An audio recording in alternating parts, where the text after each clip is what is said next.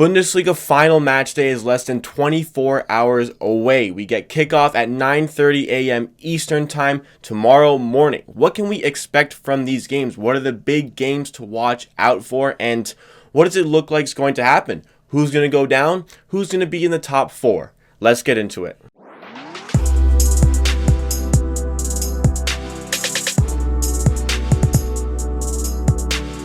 What is up, everybody? Jacob Pizarro here with Amateur Hour Sports, talking about the Bundesliga final day. Like I said, it is heating up at the bottom.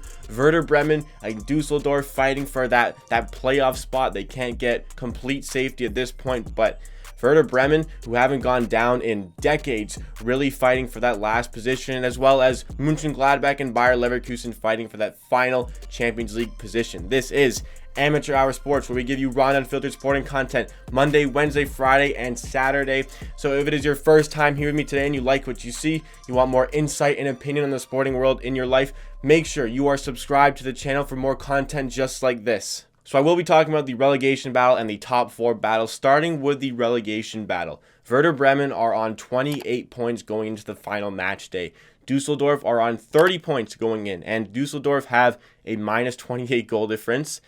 Pretty low. Werder Bremen have a minus 32 goal difference. So Dusseldorf are in the driver's seat on points and on goal difference. They basically need a draw from this final game.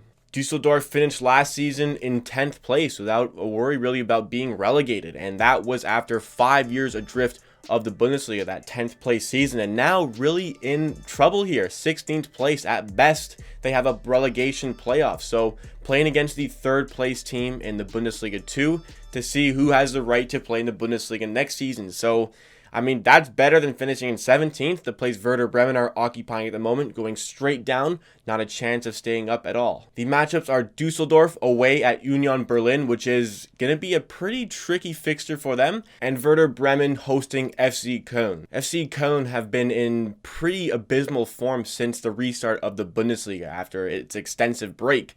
Leading into the break, they had won 8 out of 11 matches and were fighting for, a top half finish. And now, after the break, in all of the 8 matches, they don't have a single victory and only have 4 points to show for it, all of those being draws. So Köln have really nothing to play for except for positioning. So Werder Bremen are going to be the hungrier team coming into this game because they need a victory. They need a victory and a Dusseldorf loss. Anything else is not good enough unless they want to go out and win by a lot of goals and boost their goal difference. Because even if Dusseldorf ties, but Werder Bremen win by 5 goals, then all of a sudden Werder Bremen are in the driver's seat. But I'll tell you why that is more far-fetched than you think. Werder Bremen have lost 4 of their last 5 games, and the only win was against bottom feeder Paderborn, albeit it was a 5-1 thrashing of the club, but this is a big outlier for Werder Bremen, a team who do not score very much. Their last fixture was a very disappointing 3-1 loss to Mainz, a game that basically gave Mainz their safety.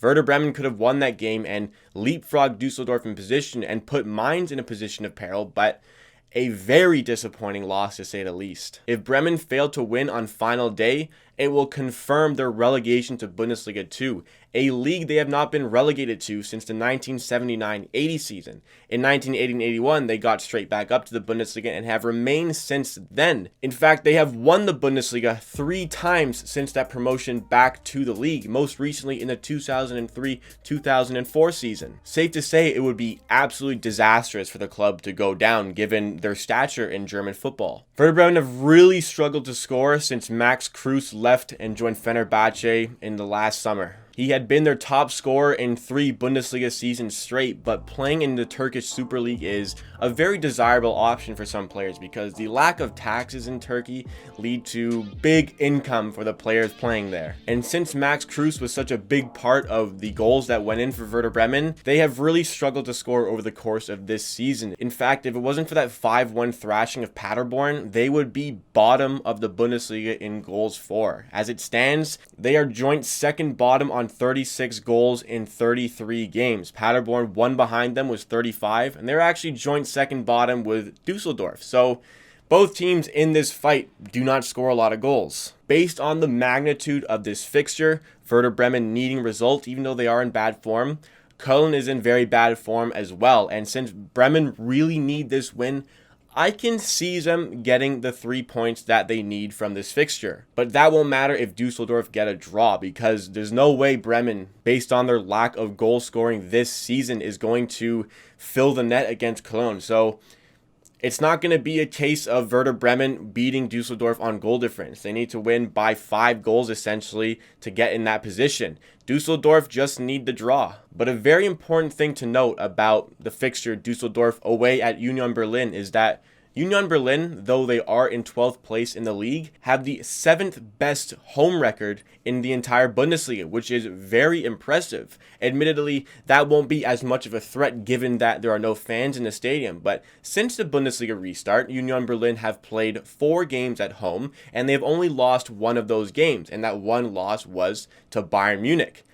I'm not going to fault them for losing that game to Bayern Munich. The other 3 are 2 draws and a win. So Union Berlin have maintained their steady home form even after the break with no fans. And even more importantly, Dusseldorf have the worst away record in the Bundesliga. Bottom of the league in terms of their away form. So this is going to be a very difficult fixture for Dusseldorf, and losing this game and leaving it up to Werder Bremen to put them in the 17th position is definitely something they do not want to do. Against a hard-nosed defensive Union Berlin, with Dusseldorf knowing they only need a draw, I think this game has draw written all over it. Union Berlin do not need the points nearly as bad, obviously, as Dusseldorf. Union Berlin are very safe in 12th place. They are merely playing for position. Dusseldorf know that they basically just need a draw, so I can see this being just a boring stalemate type fixture. Dusseldorf getting the draw they need to stay in the hunt to play in the Bundesliga next season, playing in that playoff game against, looks like it'll be Hamburg or Heidenheim. The lack of firepower displayed from Dusseldorf and Werder Bremen over the course of this season makes me believe that it will remain as it stands. Like I said, I don't think Werder Bremen are going to get the goals they need, and Dusseldorf I can see getting the result they need, and Werder Bremen may not even win the game based on their goal scoring woes and their form woes for that matter. Obviously, it's a very undesirable position for both teams, but surely they will take the 16th place over the 17th place. But that does not guarantee safety. Anything can happen when a team coming from Bundesliga 2 is fighting for their Bundesliga lives, especially if it is going to be Hamburg in that 3rd position, fighting for that spot back in the Bundesliga after such an illustrious history in that league. Their first relegation last season in decades, they are going to be chomping at the bit for the opportunity to get back in that division. So that rounds off the relegation battle. I think Dusseldorf stay in that 16th spot, and it's a bit of a toss-up when it comes to that playoff, but we'll see who they are playing against. Now switching over to the top 4 picture, it's basically a 2-horse race for that 4th place. We have Leverkusen in 5th place, who are on 60 points, and we have Borussia Mönchengladbach, who are on 62 points with a much better goal difference than Leverkusen. It is a pretty similar circumstance to we have at the bottom of the table with Dusseldorf and Werder Bremen. RB Leipzig, who are within point distance of Leverkusen, have an infinite better goal difference, so they are untouchable in this one. It is just a 2-horse race. Leverkusen really do need this Champions League position, because if they want to be able to persuade captain, young phenom Kai Havertz, arguably their best player over the course of this season, at only 20 years old, to stay for another season, they may need the leverage of Champions League football in order to keep him at the club, because Chelsea are knocking on the door. Apparently Liverpool are knocking on the door. I'm sure Bayern Munich are knocking on the door. And without Champions League football to leverage that from happening, it's possible he could be on the way out. And nothing will do but a win for Leverkusen. Nothing will do but a win for them and a loss to Borussia Mönchengladbach. So let's take a look at the fixtures. We have Borussia Mönchengladbach hosting Hertha Berlin, and we also have Bayer Leverkusen hosting Mainz. This is a red-hot Mainz, whose 3 wins in their last 4 fixtures, including a very, very impressive win over Borussia Dortmund, has ensured their safety in the Bundesliga beyond the final day. We know that they're going to be safe because of how well they have played near the end of the season, but with a lack of meaning for this game for them, other than just position, I can see Leverkusen, who are also the much more talented team, coming out with a win here and putting the pressure on Borussia Mönchengladbach. Borussia Mönchengladbach will be playing against Hertha Berlin, who have been in a bit of a rut of form. They have lost 3 of their last 4 matches, although their one win was last week against Bayer Leverkusen. So it is possible that maybe Mönchengladbach can stumble a bit in this fixture, but I can't see them losing this one, especially at home. There still is a home field advantage even without fans in the crowd. And knowing that they are fighting for their Champions League lives, I can see them minimum getting the draw they need to go out and make sure they qualify for the Champions League. Borussia Mönchengladbach have had a long way back from their dominance they showed in the 1970s. They really faltered and fell from grace since then. But since the start of last decade, they have had a bit of a resurgence, a bit of a revival. And a Champions League position for Mönchengladbach will really show how far they have come over the last 10-11 years. So if they can continue in this vein, they've been playing very well since the restart. A lot of talented players, though they may have some injury trouble. I can still see them grinding out the draw they need, especially against an inferior Hertha Berlin. It does look like we will be seeing Mönchengladbach back in the Champions League, though on final day, anything can happen. That will wrap up this video. That's how I think the final day of the Bundesliga is going to go. We'll see how it plays out. We'll see if I am right. If I'm going with my gut on this one, I think that Werder Bremen draw and Dusseldorf also draw, so I don't think there's going to be any problem for Dusseldorf staying in 16th place there. When it comes to the top part of the table, I think both Borussia Mönchengladbach and Bayer Leverkusen